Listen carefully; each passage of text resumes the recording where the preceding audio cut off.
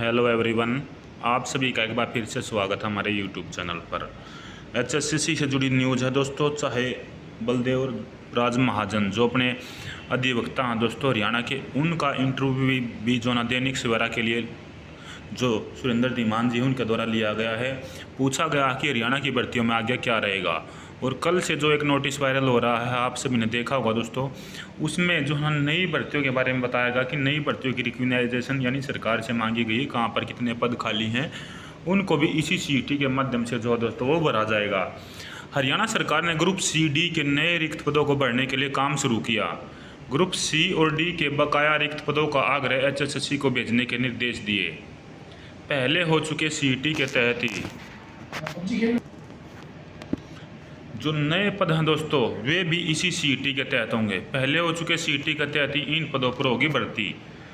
पत्र भेजकर इन पदों पर मांगी है रिक्त जानकारी। ये देखिए दोस्तों, सभी जिला उपायुक्त मंडल विभागाध्यक्ष को सभी को पत्र भेजकर मुख्य सचिव कार्यालय की तरफ से देखिएगा, ये आपकी अधिसूचना संख्या 42/119/2019 ये आपकी रहेगी दोस्तों। इसके तहत जारी समय पर जो संशोधित नीति के तहत सामान्य पात्रता परीक्षा सीईटी के माध्यम से ग्रुप सी और डी पदों पर चल रही भर्ती के मामले पर विचार किया जा रहा है। अनुरोध है सभी से सभी संगठन विभाग ग्रुप सी डी से रिक्त संबंधित जितने भी पद हैं वे जो ना हरियाणा कर्मचारी चयन आयोग के माध्यम से अपने जो ना पोस्ट के बारे में जो ना जितने भी भर्ती आपके पास खाली हैं उनके अनुग्रह संबंधित वे अपलोड करें या फिर एचएसएससी के सामने प्रस्तुत करें। जल्द ही इस आग्रह पत्र के द्वारा 7/3/2023 के विज्ञापन संख्या 3/2023 के तहत जो भर्ती प्रक्रिया है उनमें इनको शामिल जो है किया जाएगा। हरियाणा सरकार ने लोकसभा चुनाव में दोस्तों 5 सीटें हारने के बाद अब नए रिक्त पदों पर भर्ती करने का काम शुरू कर दिया है। नए रिक्त पदों पर भर्ती करने का काम शुरू कर दिया है। ग्रुप सी और डी के जिन पदों पर पहले से भर्ती प्रक्रिया चल रही है उससे अलग ग्रुप सी और डी के बकाया रिक्त पदों को भरने की कवायद भी शुरू कर दी है। सरकार ने विभागों बोर्डों निगमों को पत्र भेजकर कहा कि ग्रुप सी और डी के रिक्त पदों का आग्रह पत्र हरियाणा कर्मचारी चयन आयोग के पास भेजे। नए पदों पर भर्ती से पहले जो ना सीईटी हो चुका उसके अनुसार ही होगी। अभी तक ग्रुप डी और सीईटी के लिए एक ही सीईटी हुआ है। जब तक दूसरा सीईटी नहीं हो जाता तब तक रिक्त पदों पर भर्ती इसी सीईटी के अनुसार होगी। गौरतलब है कि ग्रुप सी और डी के लगभग 60,000 पदों की भर्ती प्रक्रिया चल रही है। इसमें ग्रुप सी के लगभग 5,000 और ग्रुप डी की भी लगभग 5,000 नए रिक्त पदों का आग्रह एचएसएससी के पास या एचएसएससी को भेजा जा सकता है। यानी कि कल भी दोस्तों आपको पता था कि भी लगभग 5,000 ग्रुप डी की और नई वैकेंसी इसी में ऐड हो सकती हैं और लगभग 5,000 के करीब अभी खाली हैं, क्योंकि 2,000 ने 2,500 ने करीब ज्वाइन नहीं किया था और 3,000 के तकरीबन कुछ जो ज्वाइन नहीं किया था, जिसमें 10,000 कुछ की ज्वाइनिंग जो हुई थी उनमें से भी कुछ फास्ट जो ना पद खाली हैं और जबकि 2,500 के करीब कुछ होनी है। उसमें दोस्तों अभी डाटा सारा आपका क्लियरफाई हो जाएगा जब ये वेटिंग वगैरह जो सेकंड लिस्ट है वो भी आपके लगाएंगे। उसके बाद देख लेते हैं दोस्तों, ये इंटरव्यू है बलदेव राज महाजन का जो दैनिक सवेरा से इन्होंने विशेष बातचीत की है। हरियाणा सामाजिक आर्थिक मानदंड के 5 अंकों के बारे में अपील पर सुप्रीम कोर्ट के पहले अंतरिम फैसले का इंतजार जो ये करेंगे। एडवोकेट बलदेव राज महाजन के साथ दैनिक सवेरा ने विशेष बातचीत की है।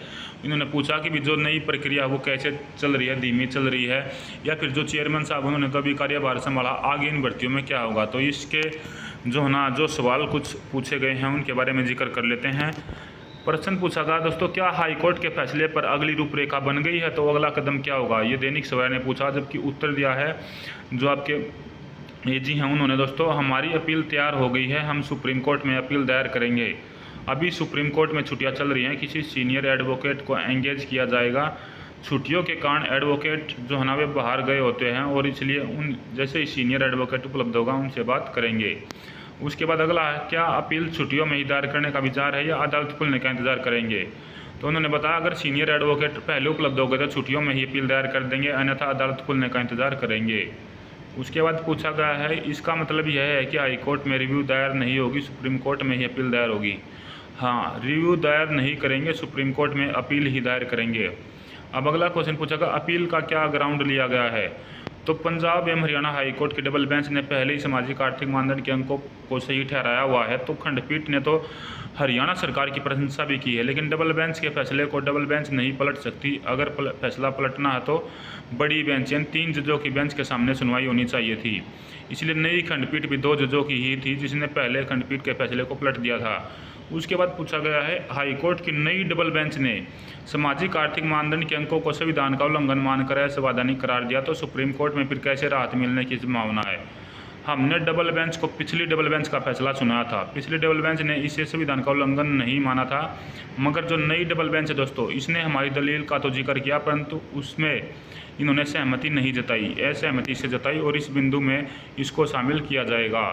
मगर सुप्रीम कोर्ट में तो उसके बाद अगला क्वेश्चन पूछा गया, सुप्रीम कोर्ट में तो सुनवाई होने में समय लग सकता है, तब तक भर्तियों का क्या होगा। तो उन्होंने बताया हम सुप्रीम कोर्ट में अपील करेंगे कि पहली सुनवाई पर अंतरिम आदेश तक का इंतजार उसका रहेगा।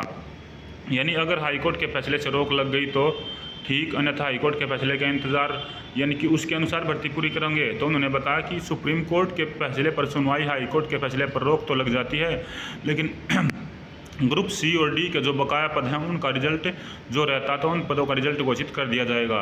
अगर रोक नहीं लगती है तो हाईकोर्ट के फैसले को लागू करते हुए ही ग्रुप सी और डी के बकाया पदों का रिजल्ट घोषित कर दिया जाएगा और शेष पदों की भर्ती प्रक्रिया भी पूरी कर ली जाएगी।